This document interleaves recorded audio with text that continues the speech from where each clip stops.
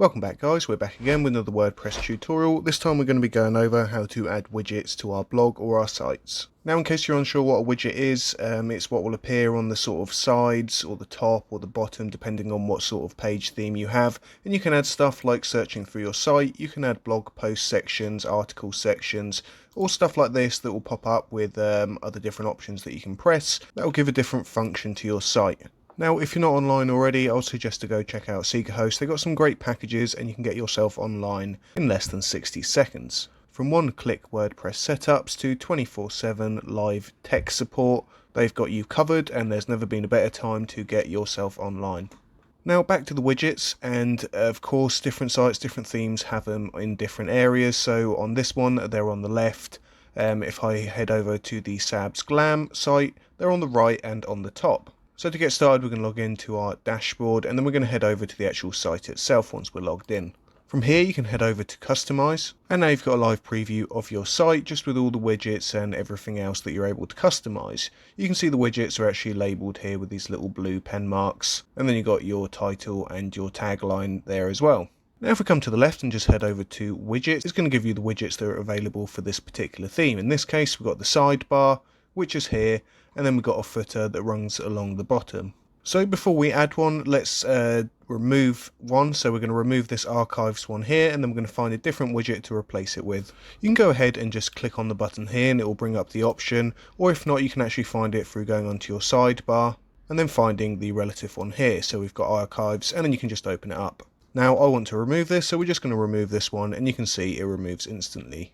Now let's just go ahead and actually add a widget, and it's going to come up with a helpful list with all the widgets you have available. Of course you can add more into this. If you download different plugins, they'll give you different options. Perhaps you might want different icon links for your social media. You can even get yourself a Discord widget which will show your live page, how many members you got on and such stuff, so people can join straight on from there.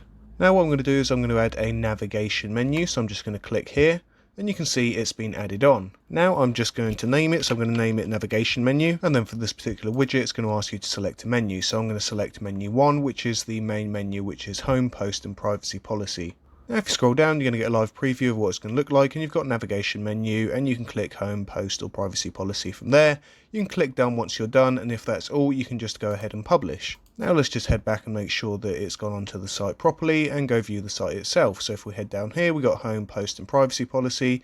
If we click privacy policy, it will now take us to that particular page. However, they're not all set up the same, so let's just check out how you can add a widget on this particular site with different sidebars. Much in the same way, we come over to the widgets on the left hand side and we click that, and it's going to show us the available ones. So we have the sidebar here, so if we click on that we have search and archives. You can see here we've got the search and archives, or I've called it blog posts, so it comes up as blog posts, and here you can search through the site. If we just come back and head over to the side navbar, that's got nothing on and it's this selection here. So we want to add something to this selection here, so we've got some different menus and stuff there. So let's go ahead and add a widget to this one. So we want to have a meta widget so you can log in, and we want to have a popular post menu. So let's go ahead and click meta there. I'm just going to call this user and then press done.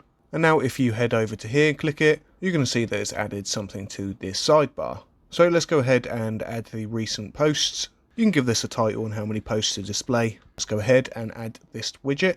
And now if you come over to this sidebar here, you can see we've got user, then we've got blog, and then we can click underneath there and it'll take us to our test post. Now if we come over to this site here and we just head over to the footer widgets just to make sure that we covered all the areas, you can see we've got footer 1, 2, 3 and 4. So let's click on footer 1 and let's just see how this appears. So I'm just going to add a widget. I'm going to add meta, and let's just call it meta for now to see where it appears. And as you can see there, it lines up like that. So it seems to be that this one seems to have spaces going along the footer here. So if I now go ahead and press done, I can add another widget to footer 2 and it should start lining up. There we go, so now we've got 2. So out of the footers here we've got 4 sections, so we'll have 1, 2, 3 and then 4, and then that will fill up the footer for the widgets that you might want to add on there.